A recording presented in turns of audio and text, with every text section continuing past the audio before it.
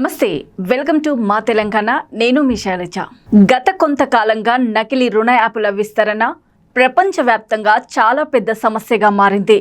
ఇది భారతదేశంతో సహా వివిధ దేశాలలోని వ్యక్తులను ప్రభావితం చేసింది. వినియోగదారులు ఎదుర్కొంటున్న ఆర్థిక మోసం, గోప్యత ఉల్లంఘనలు మరియు వేధింపుల ప్రమాదకర రేట్ల కారణంగా దృగ్విషయము ప్రత్యేకించి దృష్టిని ఆకర్షించింది. భారతదేశంలో నకిలీ రుణ యాపుల సమస్య ముఖ్యమైన ఆందోళనగా మారింది.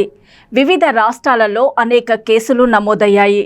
కఠినమైన నియంత్రణ చర్యలు మరియు ప్రజలకు అవగాహన ప్రచారాల అవసరం ఎంతో ఉంది. అసలు నకిలీ లోన్ యాపులను గుర్తించడం ఎలా? సాధారణంగా నకిలీ రుణ యాప్ సులభమైన మరియు వేగవంతమైన రుణాల వాగ్దానాలతో వినియోగదారులను ప్రలోభ పెట్టడం ద్వారా పనిచేస్తాయి. తక్షణ ఆర్థిక సహాయం అవసరమైన బలహీన వ్యక్తులకు తమను తాము ప్రచారం చేసుకోవడానికి వారు తరచుగా సందేశాలు పంపిస్తూ సోషల్ మీడియా మరియు ఇంటర్నెట్ ప్లాట్ఫారంలను ఉపయోగిస్తారు. ప్రాసెసింగ్ లోన్ల నెపంతో ఈ యాపులు వ్యక్తిగత సమాచారాన్ని మరియు అప్పుడప్పుడు బ్యాంకింగ్ సమాచారాన్ని కూడా అడుగుతాయి. ఆ సమాచారాన్ని చట్టవిరుద్ధమైన మార్గాల కోసం మాత్రమే ఉపయోగించుకుంటాయి. వినియోగదారులు ఎదుర్కొంటున్న సమస్యలు చూద్దాం. మోసపూరిత పద్ధతులు. అనేక నకిలీ లోన్ యాపులు మోసపూరిత పద్ధతుల్లో నిమగ్నమై ఉంటాయి.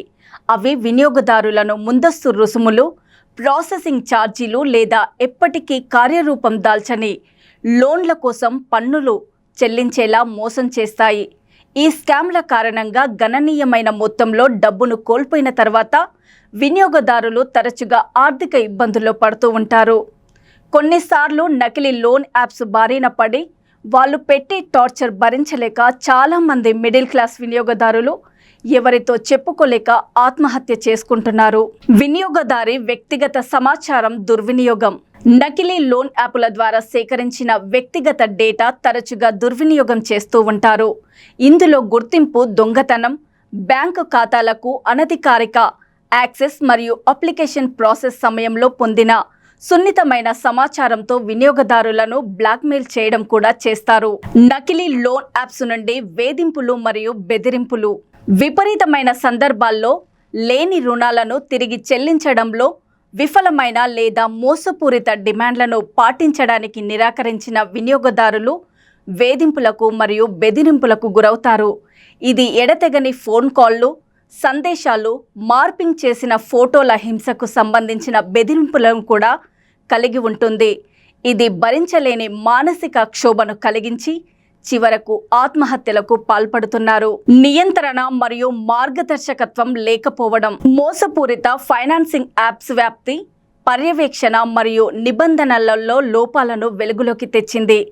ఈ యాప్లలో చాలా వాటికి అవసరమైన అధికారాలు మరియు నియంత్రణ పర్యవేక్షణ లేకపోవడం వల్ల నేరస్తులను గుర్తించడము మరియు విచారించడము చట్ట అమలుకు సవాలుగా మారింది. ఈ ఇన్స్టెంట్ మనీ లెండింగ్ యాప్స్ లో ఇప్పటివరకు 20 క్రిమినల్స్ కి అరెస్ట్ జరిగింది. మల్టిపుల్ రేడ్స్ ఇన్ గుర్గావ్, తర్వాత బెంగళూరు లో ఈ ఒక చైనీస్ నేషనల్ కి కూడా అరెస్ట్ జరిగింది. And total 320 crores account has been frozen. Earlier also few months back there was a gaming fraud. In that also 105 crore amount was transferred from Indian account to Hong Kong account and Chinese account. Public కి నేను request చేస్తున్నాము, any apps మీకు doubt వస్తే తప్పకుండా local police కి phone చేయండి. Case studies మరియు వ్యాజ్యాలు. భారతదేశంలో మోసపూరిత రుణ యాప్ సంఘటనల యొక్క అనేక ప్రసిద్ధ ఉదాహరణలు కాలానుగుణంగా వెలుగులోకొచ్చాయి. ఉదాహరణకు డిసెంబర్ 2020లో తెలంగాణ పోలీసులు మోసపూరిత రుణ యాపులపై అణచివేతను నిర్వహించారు. దీని ఫలితంగా దాదాపు 1.4 లక్షల మందిని మోసం చేసి 10 కోట్ల స్కామ్తో సంబంధమున్న పలువురిని అరెస్ట్ చేశారు. ఇతర రాష్ట్రాలు ఇలాంటి పరిస్థితులను నివేదించాయి. ఇది మోసపూరిత కార్యకలాపాలపై కఠినంగా వ్యవహరించడానికి నియంత్రణ సంస్థలు మరియు చట్ట అమలును ప్రేరేపించింది.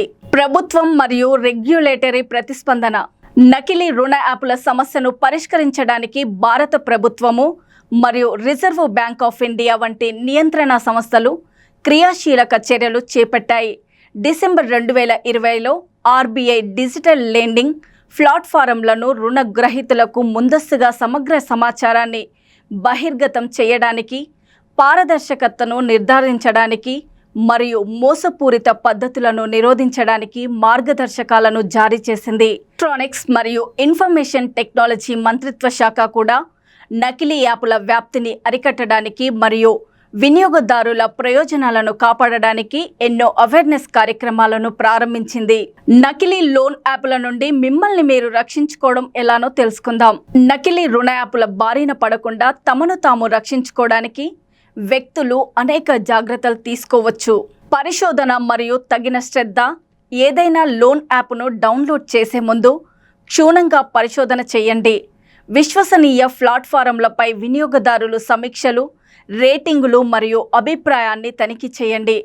చట్టబద్ధమైన రుణదాతలు సాధారణంగా విశ్వసనీయమైన ఆన్లైన్ ఉనికిని మరియు కస్టమర్ సేవలను కలిగి ఉంటారు. ఆధారాలను ధృవీకరించండి. లైసెన్సులు మరియు రిజిస్ట్రేషన్లతో సహా లోన్ యాప్ ప్రొవైడర్ యొక్క ఆధారాలను ధృవీకరించండి. నిజమైన రుణదాతలు ఆర్బీఐ లేదా రాష్ట్ర ఆర్థిక సంస్థల వంటి నియంత్రణ అధికారులతో నమోదు చేయబడతారు. నిబంధనలు మరియు షరతులను చదవండి. వడ్డీ రేట్లు, రీపేమెంట్ షెడ్యూలులు మరియు పెనాల్టీలతో సహా నిబంధనలు మరియు షరతులను జాగ్రత్తగా చదవండి. అతి తక్కువ వడ్డీ రేట్లు లేదా క్రెడిట్ చెక్కులు లేవని వాగ్దానం చేసే యాప్ల పట్ల జాగ్రత్త వహించండి, ఎందుకంటే ఇవి రెడ్ ఫ్లాగులు కావచ్చు. వ్యక్తిగత సమాచారాన్ని రక్షించండి.